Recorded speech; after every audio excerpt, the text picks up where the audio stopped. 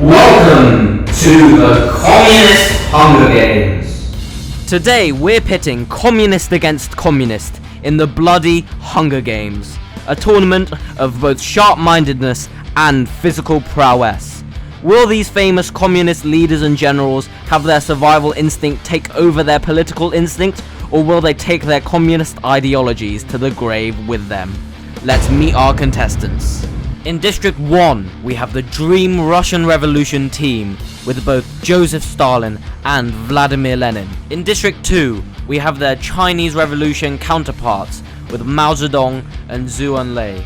In District 3, we have the OG communists, the authors of the Communist Manifesto, Karl Marx and Friedrich Engels. In District 4, we have some more modern-day Chinese faces, with Deng Xiaoping and Xi Jinping, which may I just say, Xi Jinping looks fresh in that picture. In District 5, we have the boys from North Korea, Kim Jong-il and his son, Kim Jong-un. In District 6, we have some more Russian faces, and though they may not be as recognizable as the Dream Team in District 1, they're still a formidable force to play against. In District 7, we have the sexy revolutionaries from Cuba, and in District 8, we have the slightly less attractive Vietnamese. In District 9, we have some more modern-day Russian faces, with both Boris and Putin. In District 10, we have a few German faces, with the leaders of the Spartacist Revolution, Karl Liebknecht and Rosa Luxemburg. Let's hope they don't die as quickly as their revolution did. So at this point, I kind of ran out of communists. So, in District 11, we have Team Meme, with Communist Bugs Bunny and Communist Mario. And in District 12, we have Enyuhu and Sid Patnaik. Let the games begin! As the tributes stand on their podiums, the horn sounds. Kim Jong-un grabs a backpack and retreats. Communist Bugs Bunny, Xi Jinping, and Che Guevara run away from the cornucopia. Karl Marx breaks Lucky Golden Gun's nose for a basket of bread, which, is very specifically non-communist. Deng Xiaoping repeatedly stabs Trotsky to death, which, is not surprising. Fidel Castro finds a bow, some arrows, and a quiver, most likely ready to start some guerrilla warfare. Boris gathers as much food as he can. Look at that chonky boy. Look at that chonky boy. And Ho takes a sickle from inside the cornucopia, which, opposed to Karl Marx, is weirdly communist. I respect the dedication, Ho. As day 1 continues, Xi Jinping tries to spearfish with a trident. Communist Mario attacks Zhu Enlai, but he manages to escape. From Mario? From the guy who can fire fireballs? Me and Rosa Luxemburg hunt for other tributes, which, I'm gonna be honest, that's a terrible team-up. But on the other hand, a great team-up. Putin and Vo hunt for other tributes, so the shirtless man with a horse who's leading Russia, with one of the greatest army generals of all time. The absolute insane team of Boris, Khrushchev, Sid Patnaik, and Fidel Castro hunt for other tributes. At the end of day 1, one cannon shot can be heard in the distance. And on the first night of the Hunger Games, as the teams settle down, Che Guevara and Deng Xiaoping tell stories about themselves to each other. Chairman Mao and Sid Patnaik run into each other and decide to truce for the night. Me, Karl Liebknecht, Boris and Fidel Castro tell each other ghost stories to lighten the mood. And two well-known cartoon characters, Xi Jinping and Communist Bugs Bunny, decide to sleep in shifts. Vo, Kim Jong-un and Putin get into a fight, and Vo triumphantly kills them both. Vo, you absolute beast! As the sun rises on day 2 of the Communist Hunger Games, you can see in the distance the small figure of Karl Liebknecht, tunneling through the foliage, hunting for other tributes. Sid Patnaik poisons Stalin's drink, but mistakes it for her own and dies.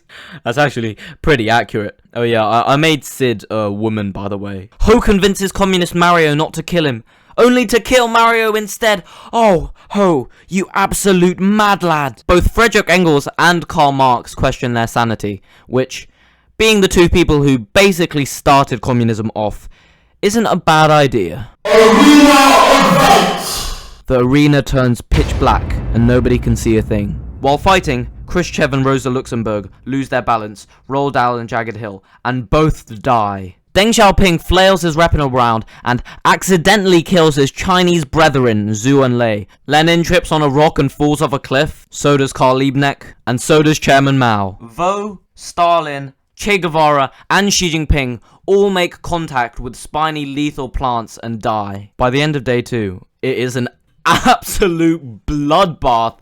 Jesus. And on the second night, as sanity wears thin, seeing each other's teammates being murdered and slaughtered in front of their eyes. Or actually not in front of their eyes, because it was pitch black the entire time. Kim Jong-un and Deng Xiaoping track down and kill Karl Marx, probably to spite him for starting this all. Ho begs for Fidel Castro to kill him. He refuses, keeping Ho alive. And Boris kills communist Bugs Bunny with a hatchet. The feast!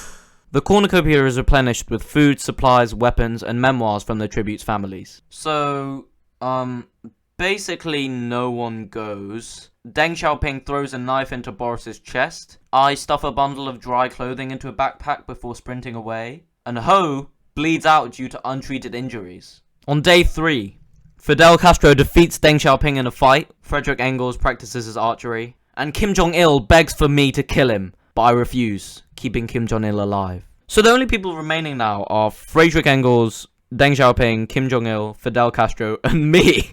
On night 3, Kim Jong-il looks at the night sky. Frederick Engels defeats Fidel Castro in a fight, but spares his life. And I beg for Deng Xiaoping to kill me, but he refuses. So nothing interesting happened on day 4, but on night 4, Deng Xiaoping begs for me to kill him, which I guess because he showed me mercy the night before, I also refuse. And Kim Jong-il convinces Fidel Castro to snuggle with him.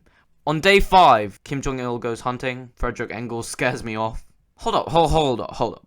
Deng Xiaoping, just the night before, asked me to kill him.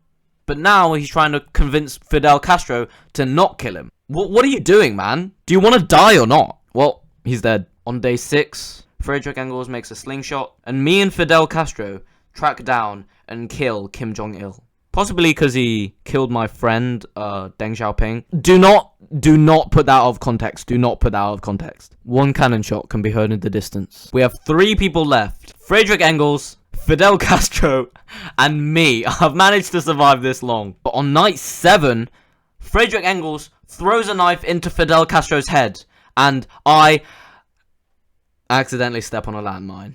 Jesus Christ, I'm so stupid. So there we go. The winner of the Communist Hunger Games is Frederick Engels, one of the OGs of the game, and a deserved winner. Although, at what cost? Because although he was spared with his life, he had to let go of a lot of the communist ideologies that got him to this point. Yo, Deng Xiaoping got 4 kills!